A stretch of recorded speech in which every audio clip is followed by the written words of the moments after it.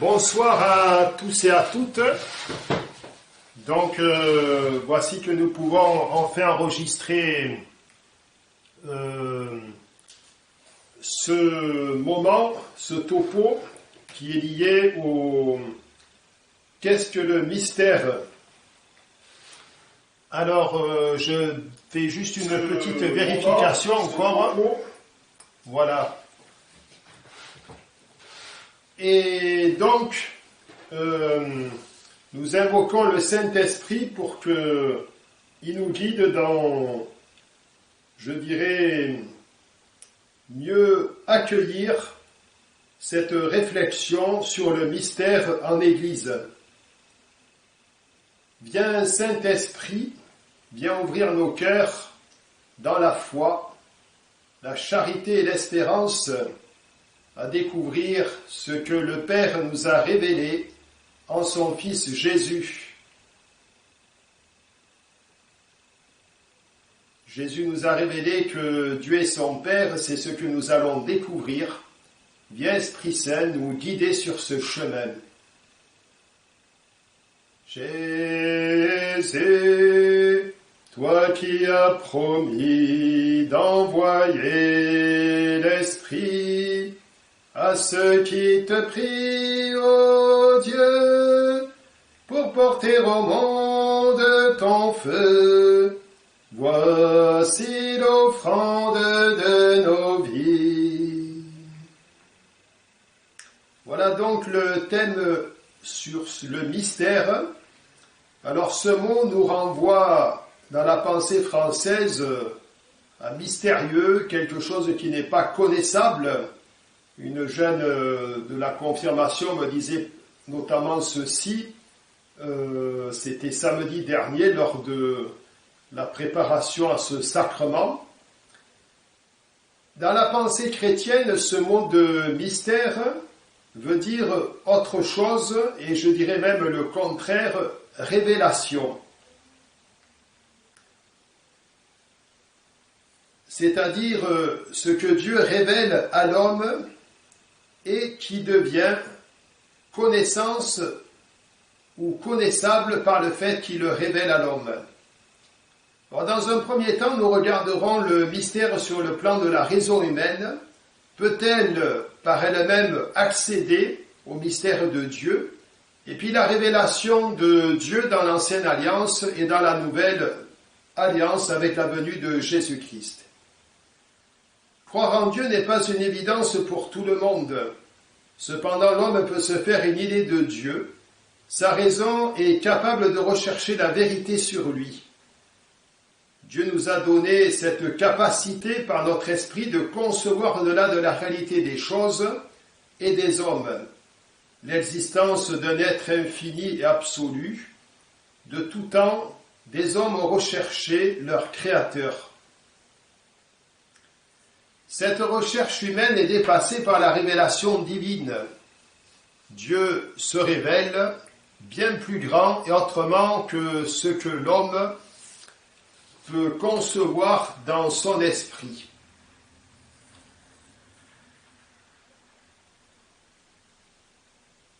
En même temps, Dieu nous a donné cette capacité par notre esprit, de concevoir la réalité des choses et des hommes, l'existence d'un être infini absolu. Et donc l'homme, de tout temps, a recherché un créateur. Cette recherche humaine est dépassée par la révélation divine. Dieu se révèle bien plus grand et autrement que ce que l'homme peut bien concevoir dans son esprit. Dieu s'est révélé à un moment donné de l'histoire en Jésus-Christ comme unique et en trois personnes divines, Père, Fils et Saint-Esprit. Personne jusque-là avait pu concevoir une telle idée sur Dieu. C'est ce que nous appelons le mystère révélé. Alors commençons notre réflexion, plutôt déployons-la, à travers la grandeur et les limites de la raison humaine. Il y a cette affirmation dont nous commençons, Dieu peut être connu avec certitude par la lumière naturelle de la raison humaine à partir des choses créées. Saint Anselme et saint Thomas ont écrit des traités sur les preuves de l'existence de Dieu. Ces preuves ne s'appuient pas sur des recherches scientifiques, mais sur des arguments convergents et convaincants qui permettent d'atteindre de vraies certitudes. Saint Augustin écrivait « Interroge la beauté de la terre, interroge la beauté de la mer, interroge la beauté de l'air qui se dilate et se diffuse, interroge la beauté du ciel, interroge toutes ces réalités, toutes te répondent, vois, nous sommes belles. Leur beauté est une profession, ces beautés sujettes au changement qui les a faites, sinon le beau, non sujet au changement. Notre esprit peut atteindre par analogie ou par d'autres voies la connaissance de l'existence de Dieu, même si elle est souvent obscurcie et défigurée par l'erreur. Les voies de la connaissance de Dieu ont toutes leur support dans la création, le monde matériel et la personne humaine. Nous savons qu'aujourd'hui, un chercheur au CERN notamment disait qu'il est impossible de remonter le temps ni arriver à l'instant du Big Bang, car au plus nous approchons de l'instant zéro, au plus nous découvrons une infinité de possibilités, ce qui peut que nous amener à la contemplation de l'œuvre créatrice et d'y voir un Dieu infini, grand et petit, à l'origine de tout cela. Voyons l'homme en lui-même comme voie vers Dieu. Par son ouverture à la recherche de la vérité, de la beauté, du sens du bien moral, sa liberté, la voie de sa conscience, son aspiration à l'infini au bonheur, cela interroge l'homme sur l'existence de Dieu qui lui a donné tout ceci comme un don. Du fait, l'homme aspire à une vie sans fin, a aussi un amour sans fin. Combien n'aimerait pas vivre heureux pour l'éternité? Les couples ne désirent-ils pas s'aimer pour toujours? Toutes ces dimensions intérieures expriment en l'homme une recherche de l'infini et de l'éternité. Ce sont des valeurs éternelles irréductibles à la matière. Il y a eu dans l'histoire des courants philosophiques, comme ceux platoniciens, marqués par l'intériorité de l'homme ou l'âme spirituelle dont Dieu seul en est l'origine. Cependant, dans la pensée platonicienne, elle est vue dans une dialectique avec le corps, ce dernier étant à s'en débarrasser le plus rapidement possible pour obtenir la vraie liberté de l'âme dont le corps l'en empêche. Il y a aussi d'autres traditions philosophiques et théologiques qui préfèrent employer d'autres termes. La Genèse dit que Dieu mit son souffle en l'homme en prenant l'expression de la roua. Si le monde et l'homme sont des voies de la connaissance de Dieu par la raison, ils attestent qu'ils ont en eux-mêmes ni leur principe premier ni leur fin ultime. Ils participent plutôt à l'être en soi sans origine ni fin. L'homme peut donc accéder à la connaissance de l'existence d'une réalité qui est la cause première et la fin ultime de tous, appelée Dieu par tous. Si les facultés de l'homme le rendent capable de connaître l'existence de Dieu, il ne peut entrer dans une relation d'intimité avec lui. Pour venir à ce manque et lui supplier, Dieu s'est révélé à lui, il peut accueillir cette révélation dans la foi. La recherche de l'existence de Dieu, cependant, prédispose l'homme à accueillir la foi et à voir que la foi aussi ne s'oppose pas à la recherche par la raison humaine. Un père de l'Église disait « croire pour mieux comprendre et comprendre pour mieux croire ». L'affirmation de la capacité de connaître l'existence de Dieu par la raison humaine est aussi le point de dialogue des chrétiens avec les différentes religions et chercheurs de Dieu. avec les philosophes et les scientifiques, ainsi que les incroyants et les athées. Alors justement, arrêtons-nous sur cette question. Pourquoi des hommes ont-ils conçu une pensée sans Dieu, appelée athéisme? Nous avons connu ce phénomène à la fin du XIXe siècle et dans le XXe siècle, ce phénomène de l'affirmation de l'athéisme ou de la négation de Dieu.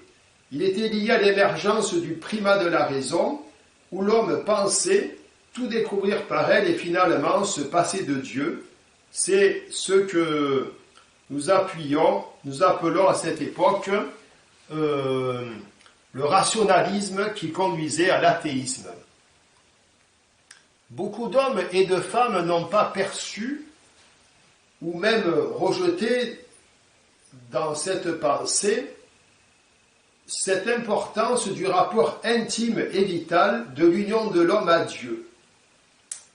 Quand nous regardons les différentes formes de l'athéisme, il existe le matérialisme pratique, bornant ses besoins et ses ambitions à l'espace et au temps. Notre société occidentale est très touchée par ce phénomène. Si Dieu a permis, non pas qu'il a voulu, mais il a permis une épidémie d'une telle ampleur, c'est pour aussi que l'homme puisse réfléchir et remettre en question beaucoup de supports sur lesquels il s'était appuyé sans discernement et aussi sans la vue de la vie éternelle. L'homme n'est pas fait pour rester éternellement ici-bas. L'humanisme athée, qui est enseigné d'une manière implicite dans nos écoles, collèges et lycées civils, il considère faussement que l'homme est pour lui-même sa propre fin, le seul artisan et le démiurge de son histoire. Il n'y a qu'à regarder toutes les lois qui s'opposent à celles inscrites dans le cœur de l'homme, comme Dieu a mis dans l'homme cette loi naturelle. Et donc, dans la loi naturelle, il est écrit, par exemple, tu ne tueras pas. Regardons ces lois qui sont sur l'avortement et l'euthanasie. Une autre forme d'athéisme pensait que l'homme pourrait être libre économiquement et socialement, tout en étant en opposition à la religion qui l'empêche d'édifier la cité terrestre. La religion était vue comme l'opium du peuple. Cette dernière idéologie s'est quasiment écroulée avec la chute du mur de Berlin en 1988, ou 89, je ne sais plus exactement, quelques mois après. Cette pensée s'oppose à la droite raison que Dieu a mis dans le cœur de l'homme. Il est donné à tout homme de chercher la vérité et de découvrir qu'il a un créateur.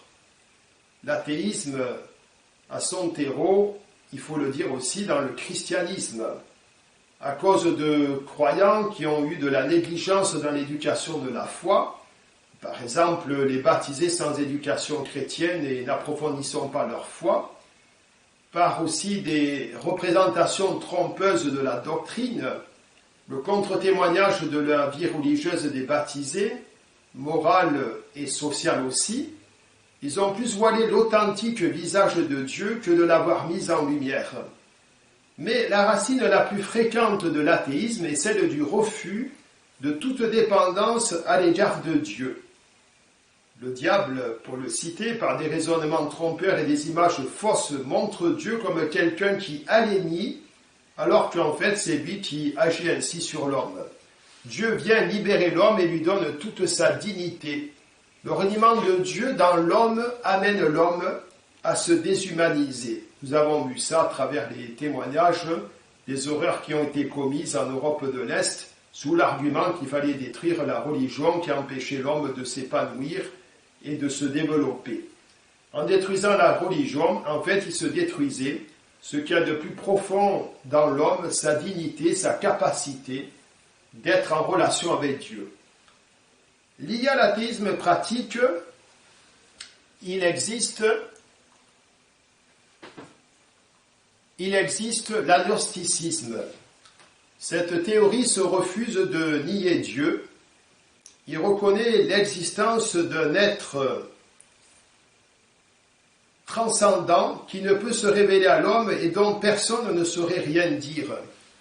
Nous entendions souvent cette phrase « Personne n'est jamais revenu du ciel pour nous parler ». Eh bien, si Jésus-Christ, n'est pas revenu, il est venu d'auprès du Père, il est venu nous parler de sa relation avec le Père, du royaume de Dieu. Et puis, sa mère, la Vierge Marie, aussi l'a fait, puisque l'Église a toujours reconnu des apparitions de la Vierge auprès de croyants. Donc l'agnostique ne se prononce pas sur l'existence de Dieu, disant qu'il est impossible de le prouver, de l'affirmer, même de le nier. Ah, excusez-moi, j'ai eu une petite coupure. Il faut que je réenclenche. Voilà.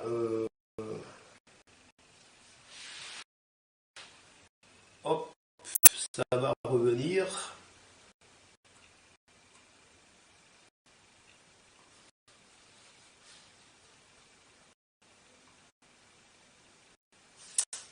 Voilà, donc j'en étais, alors je reprends le fil.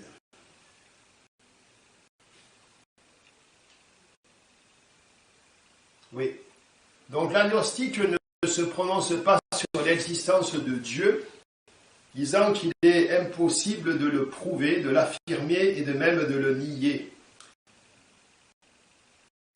En ce type de pensée peut y avoir une recherche de Dieu tout en ayant un certain indifférentisme, une fuite devant la question ultime de l'existence, pourquoi sommes-nous faits?